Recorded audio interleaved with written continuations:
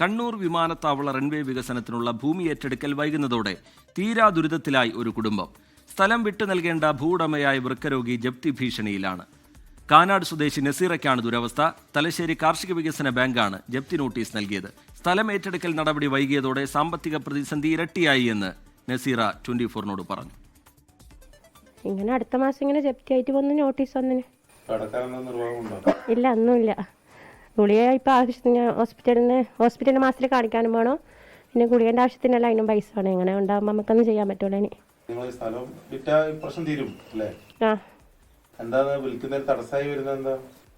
ഇവര് എയർപോർട്ടിന്റെ ഇതായിട്ട് വരുന്നതല്ലേ, അതുകൊണ്ട് അങ്ങനെ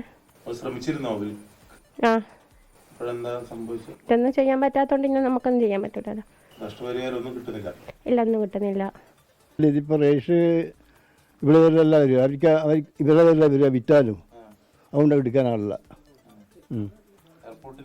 എയർപോർട്ടിന് ഇതായതുകൊണ്ട് എല്ലാം ഇവിടെ വരെല്ല എയർപോർട്ടുകാർ എഴുതി കൊണ്ടുപോയത്. ഇനി ഒന്നും ചെയ്യാൻ ഒരു ഇതുമില്ല. ഇങ്ങനെ കംപ്ലീറ്റ് ചെയ്തതാണ്. അളവ് 2-3 പ്രാവശ്യം അളവ്, കണക്കെടുക്കലും വിളിക്കലും വീടക്കലും എല്ലാം. അപ്പോൾ അതുകൊണ്ട് ഒന്നും ചെയ്യാൻ കഴിയില്ല, ചെയ്യാൻ കഴിയില്ല. ഇനി ഒന്നും ചെയ്യാൻ കഴിയില്ല. പൈസ മാത്രമേ പാസ്സാകുന്നുള്ളൂ. അത് പൈസ പാസ്സാകുന്നില്ല. ഇത്ര തരാമെന്നും പറയുന്നില്ല, ഒന്നും പറയുന്നില്ല. അരുൺ പൂപ്പറമ്പ വിവരങ്ങളുമായി കണ്ണൂരിൽ നിന്ന് ചേരുകയാണ്. അരുൺ, എന്താണ് ഈ നസീറ ഇതുമായി ബന്ധപ്പെട്ട് കൂടുതലായി വിശദീകരിക്കുന്നത്? ഈ നടപടികൾ വൈകുന്നത് എന്തുകൊണ്ടാണ്? അത് ആ നടപടികൾ ഏത് ഘട്ടത്തിലാണ് അരുൺ പൂപ്പറമ്പ?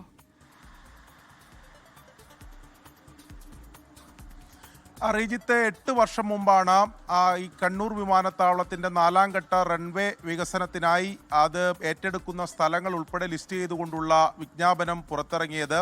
അതിൽ ഈ നസീറയുടെ സ്ഥലമുണ്ട്, സ്ഥലവും വീടുമുണ്ട്. അന്ന് മതിയായ നഷ്ടപരിഹാരം നൽകിയാൽ ഈ ഭൂമി നൽകാം എന്ന് അവർ സമ്മതിച്ചിരുന്നു. അത് പ്രകാരമുള്ള ആദ്യഘട്ട നടപടികൾ മാത്രമാണ്, വിജ്ഞാപനം പുറത്തിറങ്ങുന്ന നടപടികൾ മാത്രമാണ് നടന്നത്. പിന്നീട് അതിൻ്റെ തുടർ നടപടികൾ ഉണ്ടായില്ല എന്നുള്ളതാണ് വളരെ പ്രധാനപ്പെട്ട കാര്യം. അതിനുശേഷം ഈ നസീറ വൃക്കരോഗിയായി മാറുന്നു. 2 വൃക്കകളും തകരാറായി. അത് മാറ്റിവെക്കേണ്ട സാഹചര്യം ഉണ്ടാകുന്നു. വലിയ തോതിലുള്ള സാമ്പത്തിക ബാധ്യത ആ കുടുംബം നേരിടുന്നു. അങ്ങനെ ചികിത്സക്കായി ലക്ഷങ്ങൾ മുടക്കി. ആ ഘട്ടത്തിലാണ് ഈ കാർഷിക വികസന ബാങ്കിൽ നിന്നും ഈ വായ്പ, ചികിത്സാ ആവശ്യത്തിനായി വായ്പ എടുക്കുന്നത്. അപ്പോൾ ഇവരുടെ പ്രതീക്ഷ ഇതൊക്കെ തിരിച്ചടക്കാൻ, ഈ നഷ്ടപരിഹാരം ലഭിക്കുന്നതിലൂടെ ഇത് തിരിച്ചടക്കാൻ സാധിക്കും എന്നൊരു പ്രതീക്ഷയായിരുന്നു ആ കുടുംബത്തിനുണ്ടായിരുന്നത്. 3 വർഷം മുമ്പാണ് ഈ ചികിത്സാ ആവശ്യത്തിന് വായ്പ എടുക്കുകയും ചെയ്തത്. പക്ഷേ അത് തിരിച്ചടക്കാൻ കഴിഞ്ഞില്ല. നഷ്ടപരിഹാരം കിട്ടിയില്ല എന്ന് മാത്രമല്ല, ഇവരുടെ ഭൂമിയോ വീടോ അത് ഏതെങ്കിലും തരത്തിൽ വിൽപ്പന നടത്താൻ സാധിക്കില്ല. കാരണം ഈ വിജ്ഞാപനത്തിൽ ഉള്ളതായതുകൊണ്ട് തന്നെ അത് അത്തരത്തിൽ വിൽപ്പന നടത്താൻ കഴിയില്ല. അതിന് നിയമപരമായിട്ടുള്ള പ്രശ്നമുണ്ട്. ഏതെങ്കിലും തരത്തിൽ ഇവരുടെ ഭൂമി ഉപയോഗിച്ചുള്ള മറ്റിടപാടുകളും നടക്കില്ല. അതുകൊണ്ട് കടുത്ത സാമ്പത്തിക പ്രതിസന്ധിയിലേക്ക് ഇവർ തള്ളപ്പെട്ടു. അന്ന് ചികിത്സാ ആവശ്യത്തിനായി എടുത്ത ലോൺ ഇപ്പോൾ അതൊരു ജപ്തിയിലേക്ക് എത്തിയിരിക്കുകയാണ്. ഒക്ടോബർ മാസം 21-ാം തീയതി ഇത് ജപ്തി ചെയ്ത് ലേലത്തിൽ വെക്കുമെന്നാണ് ഇപ്പോൾ അവസാനമായി അറിയിപ്പ് ലഭിച്ചിട്ടുള്ളത്. സ്വാഭാവികമായും അവരെ സംബന്ധിച്ച് ഈ ഭൂമി വിൽപ്പന നടത്തിയാൽ മാത്രമേ ഇനി എന്തെങ്കിലും മാർഗമുള്ളൂ. അതിന് സാധിക്കുന്നില്ല, നഷ്ടപരിഹാരം ലഭിക്കുന്നില്ല, ഈ ഭൂമി ഏറ്റെടുക്കലിൻ്റെ ഒരു തുടർ നടപടി ഉണ്ടാകുന്നില്ല. അതാണ് ഈ കുടുംബത്തെ ഇത്ര വലിയ ഒരു ദുരിതത്തിലേക്ക് എത്തിയിട്ടുള്ളത്.